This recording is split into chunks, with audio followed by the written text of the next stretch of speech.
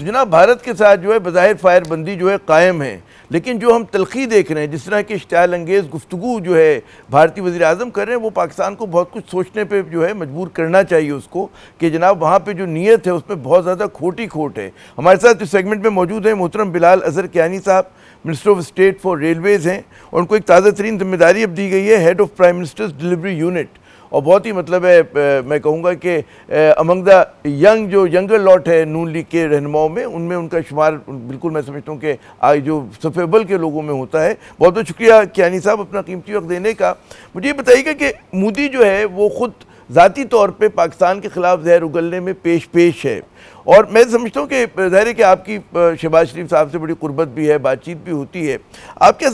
समझते हैं कि ऐसे में अगर कोई गुफ्तगू होती है, मुज़ाकरात होते हैं, कोई उनसे तवक्कुआत बांधी जा सकती हैं? आपको लगता है कि सीज़ फायर जो है होल्ड करेगा? जी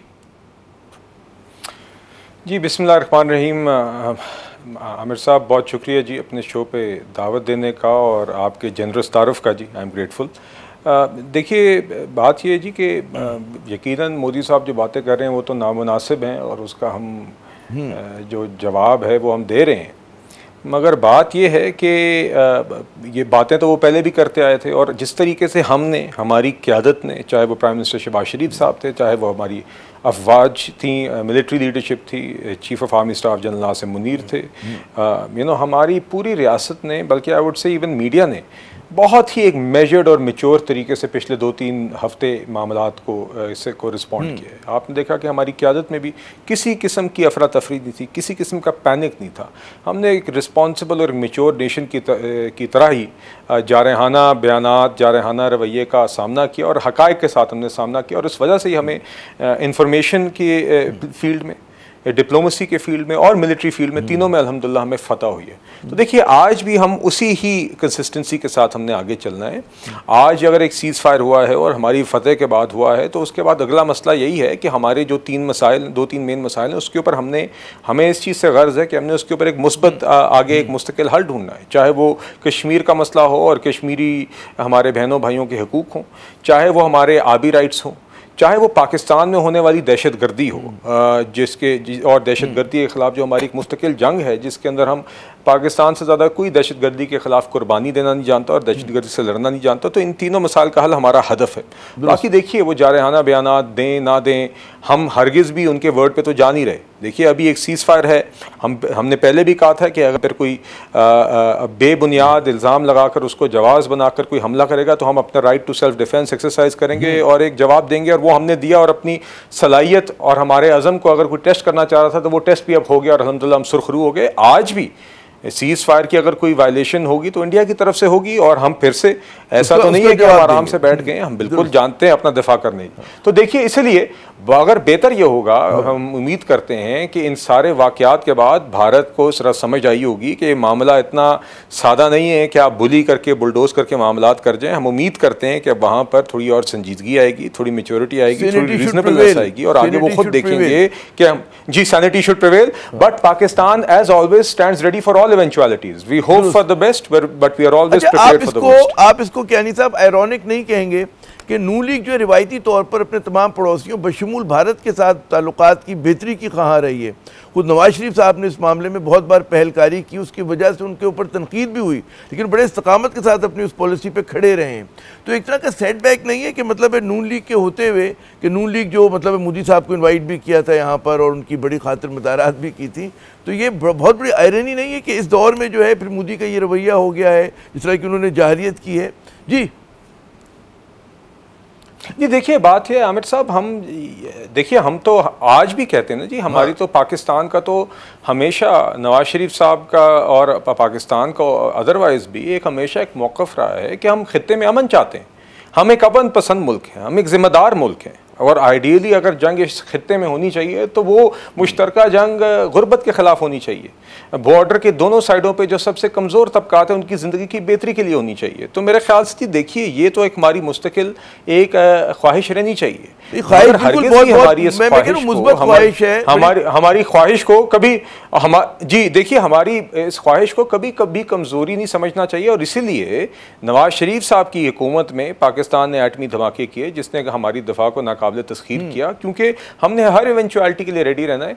तो देखिए आज मेरा अर्ज ये करना था, भारत ने जो सवाल बनता है कि आपने जैसे कहा ना कि भाई पाकिस्तान की हमेशा से सिर्फ आप नून लीग की नहीं, पीपल्स पार्टी हो और जमातें हो, पीटीआई भी हत्या के सभी चाहते कि ताल्लुकात जो है बेहतर हो। हमारा कोई हॉकिश उस तरह का रवैया नहीं रहा जो कि हम बीजेपी के रहनुमाओं का देखते हैं, आरएसएस के जो उनके लोग हैं उस तरह का नहीं है पाकिस्तान का। लेकिन तो अब जो उनका रवैया है मुसलसल भारत का, कि जो आरएसएस की सोच वहाँ पर डोमिनेट कर रही है, तो क्या नून लीग अपने पोस्चर में सोचेगी कि तब्दीली लेकर आए कि जनाब अब आपका वहाँ पे इतना नज़रियाती तौर पे जो है वो मुसलमान दुश्मन अपनी डोमेस्टिक पॉलिटिक्स में है, पाकिस्तान दुश्मन खारजा पॉलिसी में है, तो हमें भी उसी इन काइंड जवाब देना चाहिए जिस तरह हमारी फ़ौज दे रही है। जी